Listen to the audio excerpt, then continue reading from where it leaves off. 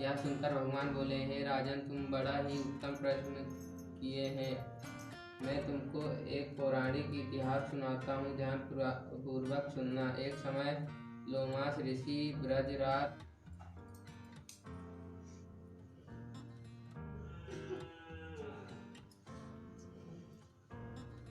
रानी जब वृद्धावस्था को प्राप्त होने लगी, तब उसके गूंगा, बहरा तथा बुद्धिहीन अल्पायु वाला पुत्र हुआ। वह 9 वर्ष की आयु में ही इस क्षण गूंगार संसार को छोड़कर चला गया। अब तो रानी पुत्र शोक में अत्यंत दुखी हो गई, व्याकुल रहने लगी। देवयोग से भूषण देवी ब्रह्माणी रानी के यहाँ अपने पुत्र को लेकर पहुंची। रानी का हाल सुनकर उसे भी बहुत दुख हुआ, किंतु इसमें किसी का क्या बस। कर्म और प्रबंध के लिए को स्वयं ब्रह्मा भी मिटा नहीं सकते। रानी कर्म च्युत भी थी, इसी कारण उसे दुख भोगना पड़ा। इधर रानी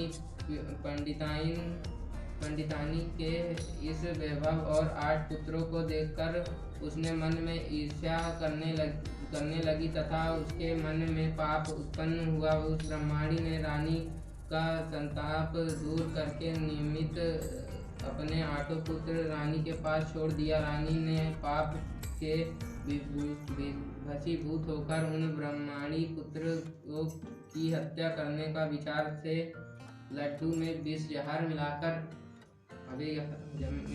उनको खिला दिया, परंतु भगवान शंकर की कृपा से एक भी बालक की मृत्यु नहीं हुई।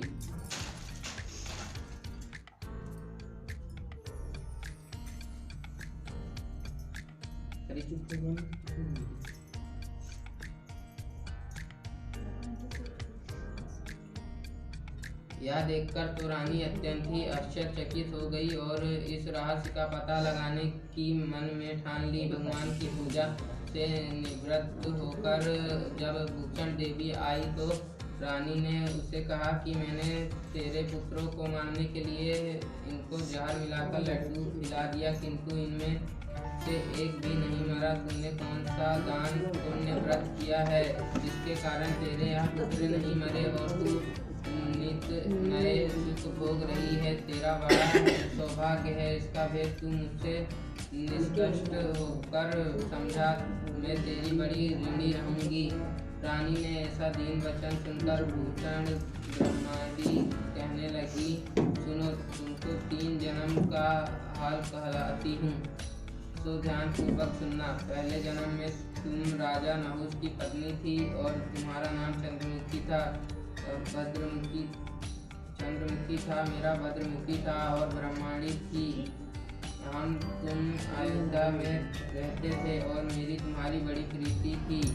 एक दिन हम दोनों स्वरायु नदी में स्नान करने गई और दूसरी स्त्रियों को संतान सप्तमी का उपवास शिवजी की पूजन अर्चना करते देखकर हमने इस उत्तम व्रत करने की प्रतिज्ञा की थी, किंतु तुम सब भूल गई और झूठ बोलने का दोष तुमको लगा, जिससे तुम आज भी भोग रही है।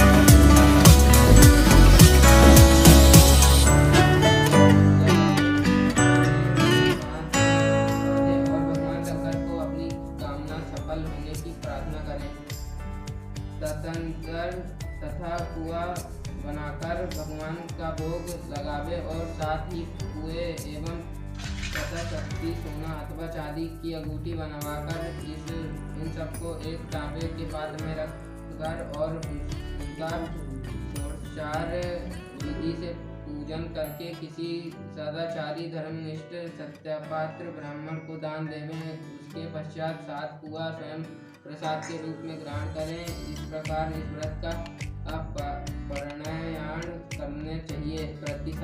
प्रति साल की शुक्ल पक्ष की सप्तमी के दिन हे देवकी इस व्रत को इस प्रकार नियम पूर्वक से समस्त पाप नष्ट होता है और भाग्यशाली संतान उत्पन्न होती है तथा अंत में शिवलोक की प्राप्ति होती है। हे देवकी, मैंने तुमको संतान सप्तमी का व्रत संपूर्ण विधान विस्तार सहित वर्णन किया है, उसको अब तुम नियम पूर्वक करो जिससे तुमको उत्तम संतान पैदा होगी।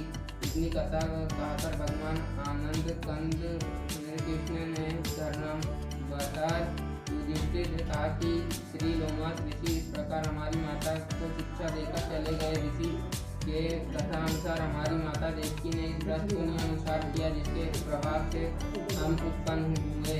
यह व्रत विशेष रूप से स्त्रियों